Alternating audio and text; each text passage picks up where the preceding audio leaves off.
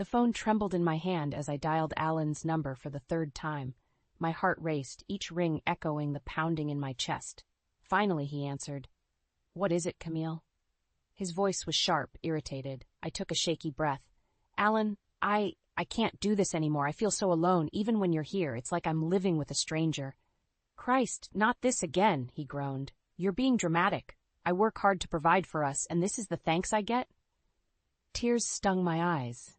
"That's not fair. I'm not asking for much, just for you to be present, to care." "I do care," Alan snapped. "But I can't be at your beck and call every minute. You knew what you were signing up for when you married me." His words hit like a slap. Did I? Because the man I married actually wanted to spend time with me. He didn't treat me like an inconvenience. "Oh, for God's sake," Alan muttered. "Look, I'm in the middle of something important. We'll talk about this later." "We never talk about it later," I said, my voice breaking. "That's the whole problem."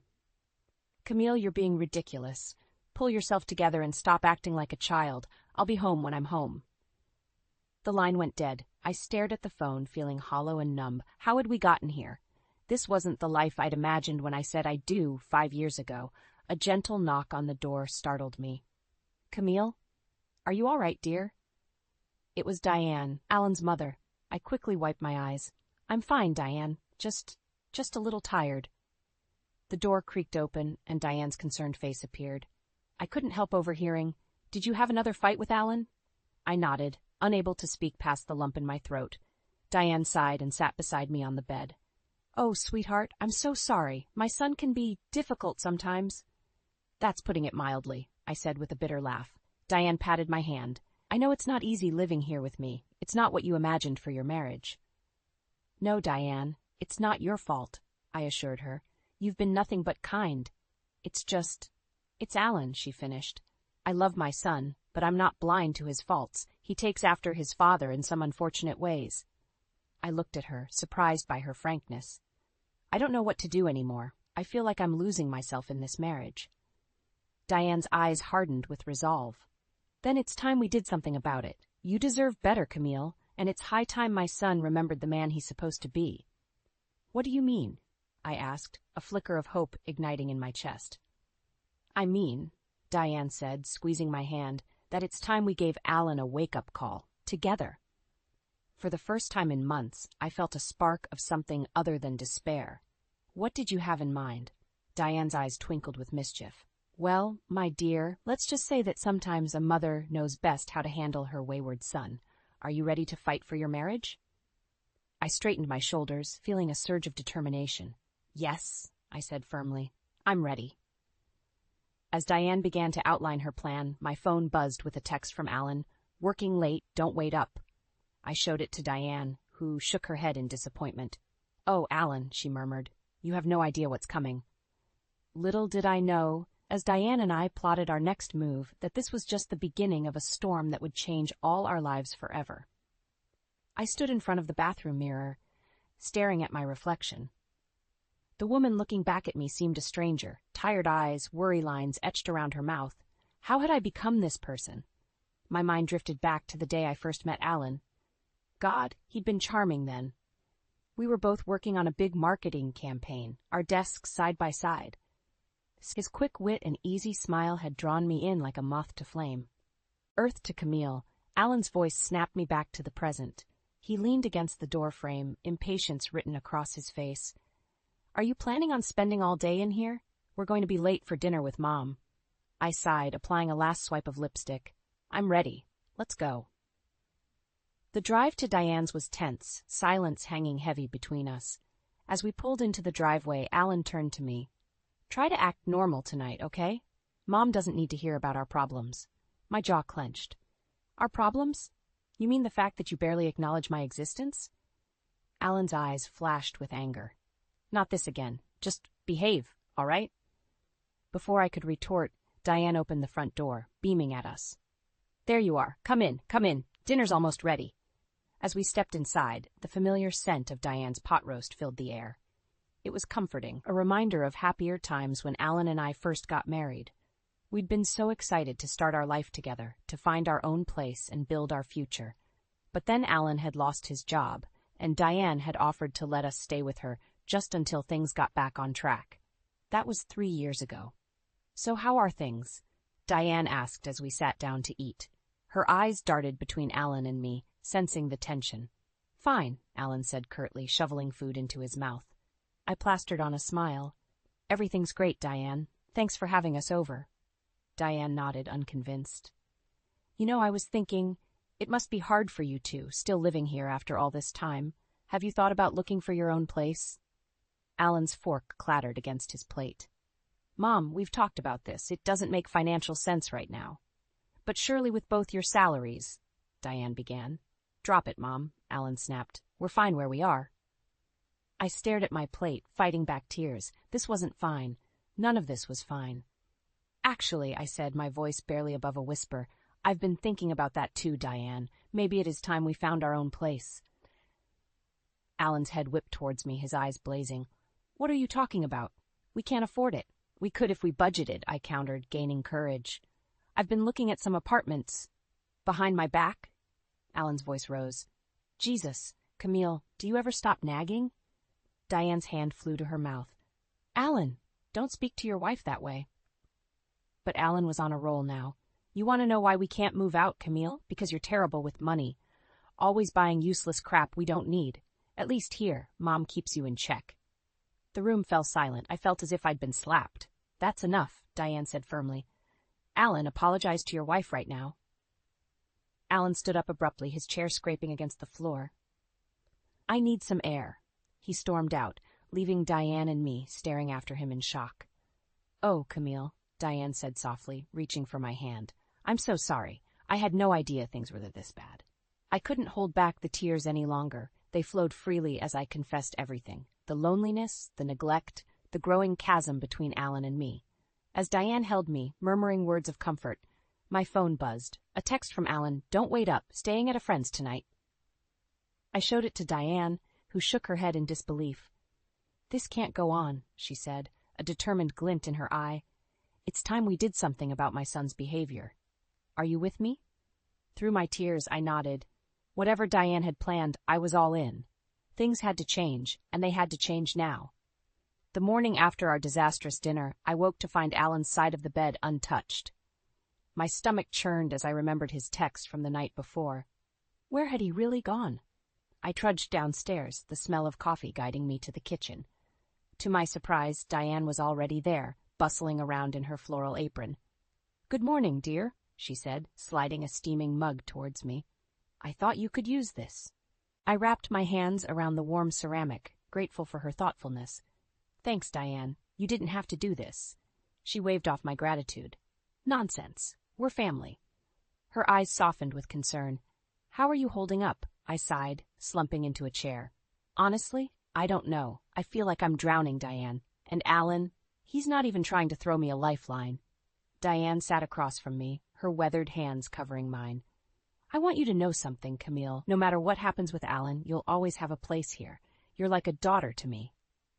Tears pricked my eyes. "That means more than you know." Just then, we heard the front door open. Alan stumbled in, looking disheveled and reeking of alcohol. "Where have you been?" I demanded, anger flaring. He squinted at me, then at Diane. "What's she doing here?"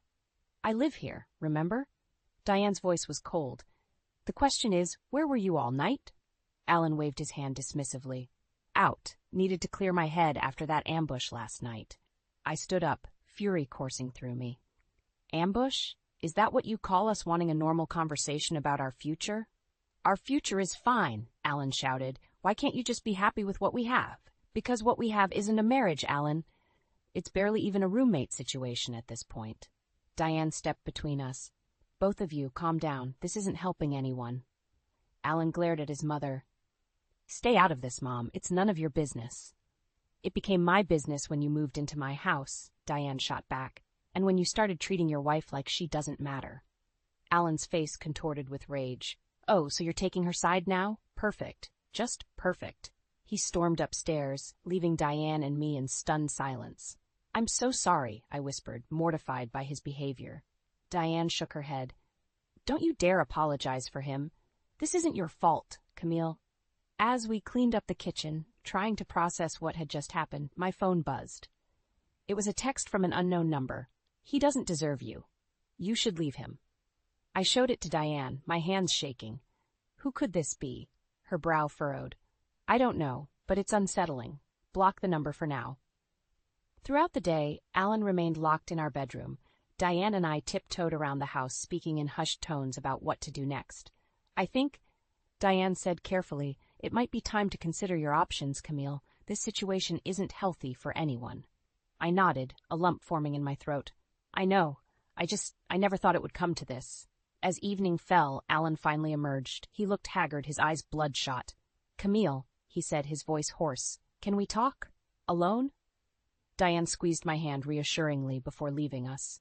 Alan sat heavily on the couch. I've been thinking. Maybe you're right, about us needing our own place. Hope fluttered in my chest. Really? You mean it? He nodded. Yeah, I found an apartment. We can go see it tomorrow if you want. I was about to agree when my phone buzzed again. Another text from the unknown number. Don't trust him. He's lying to you. My blood ran cold. I looked up at Alan, searching his face for any sign of deception. What was really going on here? Camille? Alan prompted. What do you say? I swallowed hard, forcing a smile. Sure. Let's check it out. As Alan left the room, looking relieved, I couldn't shake the feeling that I was missing something crucial. Who was sending these messages? And more importantly, were they right about Alan? The apartment Alan showed me was perfect, spacious, bright, and far from his mother's watchful eye. As we walked through the rooms, I felt a glimmer of hope. Maybe this was the fresh start we needed. So what do you think? Alan asked, a rare smile on his face. I nodded, trying to match his enthusiasm. It's lovely. When can we move in? His smile faltered. Well, there's just one thing. The deposit's a bit steep. I was thinking, maybe we could borrow from Mom? And just like that, the bubble burst. Are you kidding me, Alan? The whole point was to be independent. He held up his hands defensively. It's just temporary. We'll pay her back. I shook my head, disappointment settling in my chest. No, if we do this, we do it on our own. The drive home was tense. As we pulled into Diane's driveway, I made a decision. Alan, I want to have a baby. He nearly choked. What? Where is this coming from? I'm not getting any younger, I said, my heart racing. And I thought maybe it would bring us closer. Alan's face hardened. Camille, we can barely afford an apartment. How the hell are we supposed to afford a kid? We'd make it work, I insisted. Lots of couples do.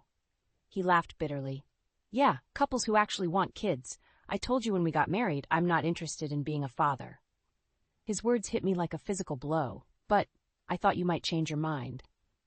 Well, I haven't, he snapped. And frankly, I'm not sure you'd be cut out for motherhood anyway. You can barely take care of yourself. Tears stung my eyes as I got out of the car. That's not fair, Alan. I've been taking care of both of us for years while you... While I what? He challenged, following me inside. While I work my ass off to provide for us? Provide what? I shouted back. We live with your mother. We have nothing of our own. Diane appeared in the hallway, concern etched on her face. What's going on? Alan threw up his hands. Camille's lost her mind. She wants a baby now. Is that so terrible? Diane asked softly. It is when she's not fit to be a mother, Alan spat. The room fell silent. I stared at my husband, a stranger wearing the face of the man I'd once loved. How can you say that to me? He didn't answer, just stormed off to our room, slamming the door behind him. Diane approached me cautiously. Camille, honey. But I couldn't bear her sympathy right now. I grabbed my keys and ran out the door, ignoring her calls behind me. I drove aimlessly, tears blurring my vision. How had my life come to this? When had Alan become so cruel? My phone buzzed. Another text from the unknown number. He'll never give you what you want, but I know someone who will. Curiosity overrode my better judgment. I replied, Who are you? The response came quickly. Someone who knows Alan better than you think. Meet me at Rosewood Park in an hour if you want the truth. My hands shook as I stared at the message. This was crazy. Meeting a stranger based on cryptic texts. But then I thought of Alan's cold eyes, his cutting words. What did I have to lose? I turned the car toward Rosewood Park, my mind racing. Who would be waiting for me there? And what truth could they possibly reveal that would make sense of the mess my life had become? As I pulled into the parking lot, I saw a lone figure sitting on a bench near the pond. A woman, her face obscured by large sunglasses. My heart pounded as I got out of the car. This was it, the moment that would change everything. Taking a deep breath, I walked toward her, ready to face whatever came next. I approached the woman on the bench, my heart pounding. As I got closer, she removed her sunglasses, revealing a face I'd never seen before but somehow felt familiar. "Camille," she said, her voice tinged with sympathy. "I'm Linda." The name hit me like a slap. Linda, the woman from the mysterious texts. I sat down, my legs suddenly weak. "Who are you? How do you know Alan?" She took a deep breath. I was Alan's girlfriend." The world tilted on its axis. "Girlfriend? But he's married. To me." Linda's eyes filled with tears. "I'm so sorry, Camille. I didn't know he was married when we met. By the time I found out, I was already in love with him." My mind reeled. Alan, my husband, had a girlfriend? "How long?" I managed to choke out. "Almost a year," she whispered. A year. While I'd been struggling to save our marriage, begging for scraps of attention, Alan had been building a life with someone else. "Why are you telling me this?" I asked, anger rising to replace the shock. Linda looked away. "Because I'm pregnant, and Alan, he wants me to get rid of it." The words hung in the air between us. I thought of my conversation with Alan just hours ago, his cruel dismissal of my desire for a family. And now this? "I don't know what to do," Linda continued. "I thought you deserved to know the truth, and I hoped maybe you could help me decide what to do next." I laughed bitterly. "Help you? You've been sleeping with my husband for a year, and you want my help?" She flinched. "I know I have no right to ask, but I'm scared, Camille. Alan's not the man I thought he was." "Join the club," I muttered. We sat in silence for a moment, two women betrayed by the same man. Finally, I stood up. "I need to go. I can't process this right now." Linda nodded, handing me a piece of paper. "My number, in case you want to talk more." I took it without thinking and walked away, my mind a whirlwind of emotions. How could Alan do this to me, to us, and a baby, the very thing he'd told me we couldn't have? When I got back to Diane's house, I found her waiting up for me, worry etched on her face. "Camille, where have you been?" "I've been so worried." One look at her kind, concerned face, and I broke down. Through sobs, I told her everything, the texts, meeting Linda, Alan's betrayal. Diane held me close, her own tears falling. "Oh, my dear girl, I'm so sorry. I had no idea Alan could be so cruel." As my sobs subsided, a strange calm settled over me. I looked at Diane, seeing not just my mother-in-law, but a true friend. "What do I do now?" Diane's eyes hardened with resolve. "Now we fight back. Alan can't treat you this way and get away with it." "But how?" I asked, feeling lost. A slow smile spread across Diane's face. "I have an idea. It's a bit unconventional, but it might be just what we need to give Alan the wake-up call he deserves." As Diane outlined her plan, I felt a mix of fear and exhilaration. It was risky, potentially disastrous, but after everything I'd learned, I was ready to take that risk. "Okay," I said, straightening my shoulders. "Let's do it." Diane squeezed my hand. "That's my girl.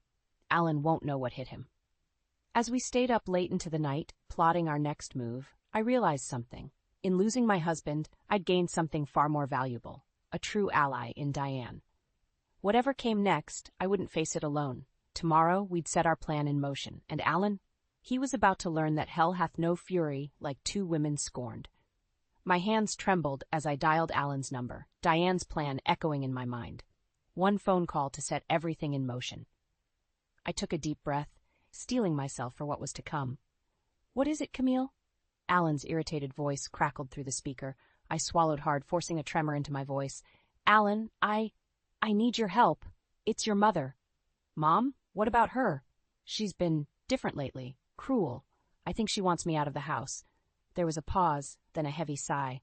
"Camille, don't start this again. Mom's been nothing but kind to you." I pressed on, my heart racing. "No, Alan, you don't understand. Yesterday, she threatened me, said if I didn't leave, she'd make my life hell." "That doesn't sound like Mom at all," Alan said, his tone dismissive. "You're probably just misunderstanding." "Misunderstanding?" I injected real anger into my voice now. "Your mother told me I was worthless, that you'd be better off without me. How am I supposed to misunderstand that?" Alan's voice hardened. "Look, I'm sure if we all sit down and talk." "Talk?" I nearly shouted. "Alan, I'm scared to be in this house. Don't you care at all?" There was a long silence, then quietly, "Of course I care, Camille, but what do you want me to do? It's her house. My blood ran cold. Even faced with the idea of his mother threatening his wife, Alan couldn't muster any real concern. Diane had been right. He truly didn't care anymore. I want you to stand up for me, I said, my voice breaking. To choose me, for once. Alan sighed again. Camille, Suddenly I heard a muffled female voice in the background. Babe, who are you talking to? My heart stopped. That wasn't Diane's voice. No one, Alan said quickly, his voice distant, as if he'd moved the phone away. Just work stuff. I'll be there in a minute. Ice flooded my veins. Linda. He was Linda. Alan, I said, my voice deadly calm now. Who's there with you? What? No one. Look, Camille, I've got to go. We'll talk about this mom thing later, okay? The line went dead. I stared at the phone, shock and rage warring inside me. Diane appeared in the doorway, her face etched with concern. Camille, what happened? I told her everything, Alan's callous response to our fabricated story and the damning evidence of the female voice. Diane's face hardened. That's it, no more games. It's time we confronted him directly. I nodded, a strange calm settling over me. You're right, but first there's something I need to do. I pulled out the piece of paper Linda had given me and dialed the number. Hello? Linda's hesitant voice answered. Linda, it's Camille. We need to talk. In person. Now. There was a pause, then a shaky exhale. Okay, where? I gave her the address of a nearby cafe. And Linda, bring any proof you have of your relationship with Alan. Texts, photos, anything. Okay, but why? Because, I said, my voice steel, we're going to take that bastard down. As I hung up, I caught Diane's approving nod. That's my girl, she said softly. I grabbed my keys, a newfound determination coursing through me. I'll be back soon, and then we're going to confront Alan once and for all. As I drove to meet Linda, my mind raced with possibilities. This was it, the moment everything would change. Alan's web of lies was about to come crashing down around him, and I was done being the victim. It was time to fight back. My hands shook as I spread the damning evidence across Diane's kitchen table. Photos, text messages, even hotel receipts. Linda had provided it all. Each piece was a knife to my heart, but also fuel for the fire burning inside me. Diane's face was a mask of controlled fury as she examined the proof of her son's betrayal. That miserable lying snake, she muttered. I nodded, my throat tight. We have to confront him, tonight. Just then, my phone buzzed. A text from Alan. On my way home, we need to talk about Mom. Diane and I exchanged glances. This was it. Are you ready? She asked, squeezing my hand. I took a deep breath. As I'll ever be.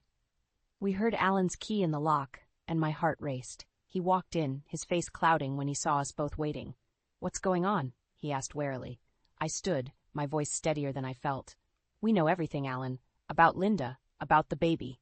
The color drained from his face. Camille, I can explain. Explain? Diane's voice cracked like a whip. Explain how you've been lying to your wife to me for over a year? Alan's eyes darted between us. Mom, this doesn't concern you. The hell it doesn't, Diane shouted. You brought that woman into my house, Alan. You made a fool of all of us. I stepped forward, laying out the evidence on the coffee table. No more lies, Alan. It's over. He stared at the photos, the messages, his face a mix of shock and anger. You went through my things? You talked to Linda? Don't you dare try to turn this around on us, I spat. You're the one who betrayed your vows, who's been living a double life. Alan's face hardened. Fine. You want the truth? I'm in love with Linda. I have been for months. She understands me in a way you never could, Camille. His words hit me like a physical blow, but I refused to let him see how much they hurt. And the baby? Were you just going to abandon your child? He flinched. That was complicated. I told Linda we couldn't keep it. It would ruin everything. Diane made a sound of disgust. I didn't raise you to be this kind of man, Alan. To throw away your family, your responsibilities. You didn't raise me at all, Alan shouted. You were too busy trying to control every aspect of my life. Slug, that's why we're still living in this damn house. I watched mother and son face off, years of resentment bubbling to the surface. But I wasn't about to let Alan deflect from his actions. Enough, I yelled. This isn't about your childhood issues, Alan. This is about the fact that you've been lying to me, cheating on me for months, and now you have a child on the way that you're trying to abandon. Alan's face twisted with rage. What do you want from me, Camille? An apology? Fine, I'm sorry. I'm sorry I ever married you. I'm sorry I wasted years of my life trying to make this work when we both know it's been over for a long time." His words hung in the air, sharp and final. I felt something inside me break, but also something else, a sense of release. "You're right about one thing," I said quietly. "It is over. I want a divorce." Alan blinked, clearly not expecting this. "What?" I turned to Diane, who nodded in support. "I'm leaving, Alan. Tonight, and I'm taking half of everything we own." "You can't do that," he sputtered. "Watch me," I said, my voice steel. "You made your choice. Now I'm making mine." As I walked out of the room to pack my bags, I heard Diane's voice, cold and final. "And you, my son, will be leaving too. This house is no longer your home." I climbed the stairs, my heart pounding. This was it, the end of my marriage, but also the beginning of something new. Whatever came next, I knew I wouldn't face it alone. I had Diane, and more importantly, I had myself. It was time to reclaim my life on my own terms. The morning sun streamed through the windows of Diane's guest room, where I'd spent the night after the explosive confrontation with Alan. I sat on the edge of the bed, staring at the divorce papers in my hands. This was it, the final step in reclaiming my life. A soft knock at the door pulled me from my thoughts. Diane entered, her face etched with concern and determination. "Are you ready, dear?" I nodded, standing up. "As I'll ever be." We made our way downstairs where Alan waited, his face a mask of anger and defeat. The tension in the room was palpable as we all sat around the kitchen table. "Before we do this," I said, my voice steadier than I felt, "I want to know why, Alan. Why wasn't I enough?" Alan's jaw clenched. "It wasn't about you, Camille. I felt trapped in this house, in this life. Linda was an escape." "An escape?" Diane's voice cracked like a whip. "You destroyed your marriage for an escape?" Alan's eyes flashed. "You're one to talk, Mom. You've been suffocating me for years, always hovering, always judging." I watched as mother and son glared at each other, years of resentment bubbling to the surface. But I wasn't about to let Alan deflect from his actions. "Enough," I said firmly. "This isn't about your mother, Alan. This is about the choices you made, the lies you told, the family you're abandoning." Alan's face crumpled. "I never meant for it to go this far. I didn't want to hurt anyone." "But you did," I said softly. "You hurt all of us, and now we all have to live with the consequences." I slid the divorce papers across the table. Alan stared at them for a long moment before picking up the pen.